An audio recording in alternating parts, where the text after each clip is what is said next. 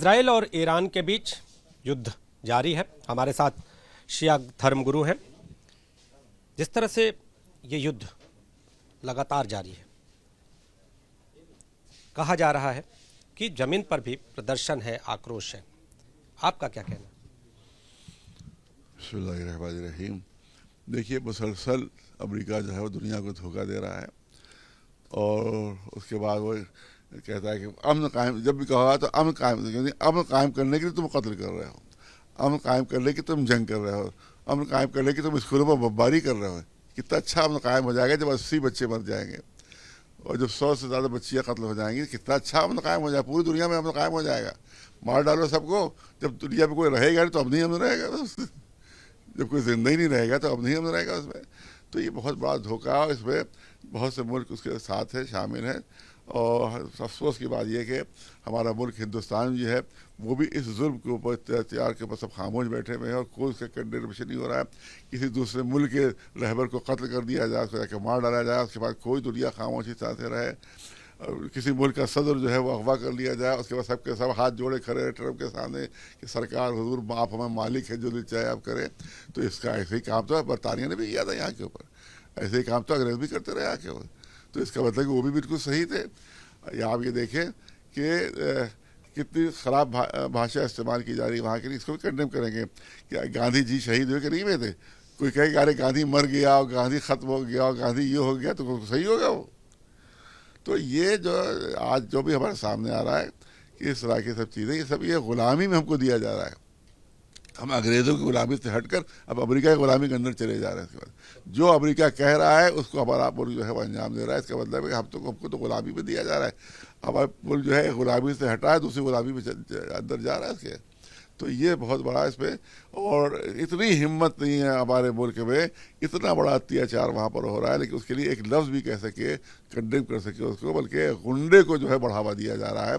एक ऐसे शख्स को जो सिर्फ अत्याचारी, उसको बढ़ावा दिया जा रहा है। हमें इसी की शिकायत अपने मुल्क हमें दूसरे मुल्कों से क्या मतलब, हमें अपने मुल्क से शिकायत ये है कि गुंडे को, जो इंटरनेशनल गुंडा है उसको आप बढ़ावा दे रहे हैं। और एक इंटरनेशनल जो क्रिमिनल है, जिसको इंटरनेशनल क्रिमिनल, मुसलमानों ने उसके खिलाफ फैसला किया, इंटरनेशनल कोर्ट ने उसके खिलाफ फैसला दिया है कि ये जो है ये इंसानियत का मुजरिम है। उसके लिए जो है वारंट जारी किया, उससे आप अवार्ड ले रहे तो जाके दाऊद से भी अवार्ड लिया जा सकता है। इसका मतलब हम जाके दाऊद से अपना अवार्ड ले लें, कह रहे साहब आपको तो अवार्ड मिल गया, और दाऊद इब्राहिम ने अवार्ड दिया है। तो नेतन्याहू से अवार्ड लेना बिल्कुल ऐसे ही है कि कोई दाऊद इब्राहिम जाके अवार्ड ले जाकर। तो शर्म से सर हमारा झुका दिया, हमारे मुल्क ने हमारा सर शर्म से झुकाया है कि गुंडों और बदमाशों के सामने सर झुका रहे हैं। चिंता भी है कुछ ऐसे लोग जो कहीं ना कहीं इस युद्ध के बीच में फंसे भी हैं, वहाँ हैं, उनके लिए चिंता है। देखिए, वहाँ पर लोग जहाँ भी युद्ध हो, सब रास्ते बंद हो चुके हैं वो, लिहाजा जो अगर वहाँ से हटना चाहते हैं उनको ये इंतज़ाम हमारे हुकूमत की तरफ से करना चाहिए कि वहाँ से उनको सेफ्टी से उनको निकाला जाए। तो देखिए, ये शुरू किसने की है?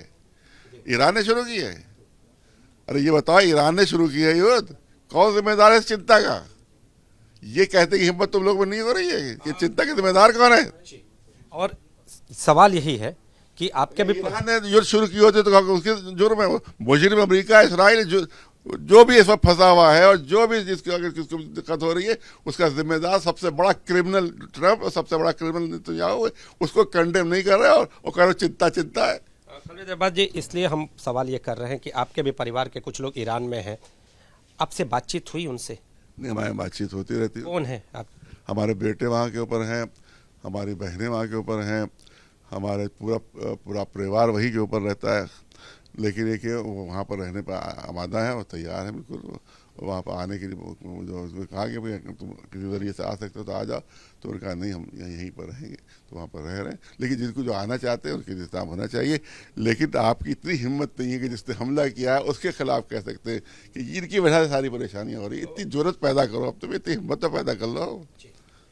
जिस तरह से जवाबी कार्रवाई में ईरान ने जवाबी कार्रवाई की, तो उसके बाद आपकी बातचीत हुई, वहाँ कंडीशन क्या है, स्थितियाँ क्या हैं? आपके बेटे से जिस तरह बता रहे हैं आप ही कि आपका बेटा वहाँ पर है, बातचीत क्या, वहाँ की कंडीशन क्या है, स्थितियाँ क्या है?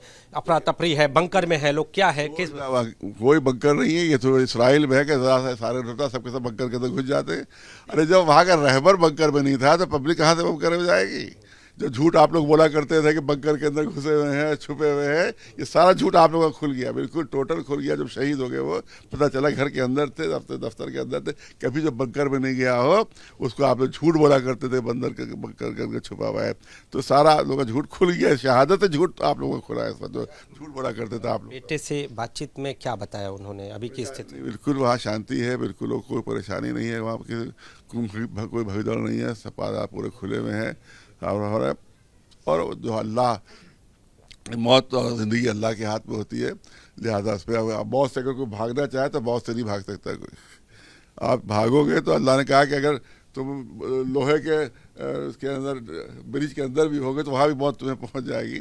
तो मौत से तो कोई बच नहीं सकता, लिहाजा भाग तो सकता ही नहीं कोई।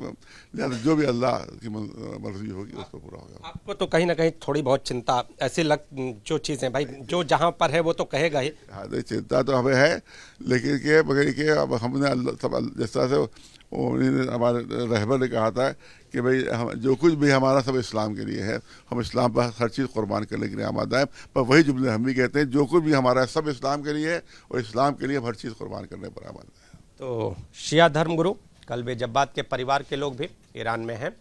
हालांकि जब इनकी उनसे बात हुई तो उनका ये कहना है कि हम वापस आने की कोई भी कवायद नहीं कर रहे हैं, हम यहाँ रहेंगे। लेकिन इनका यह भी कहना है कि जो लोग वापस आना चाहते हैं उनके लिए सरकार व्यवस्था करे।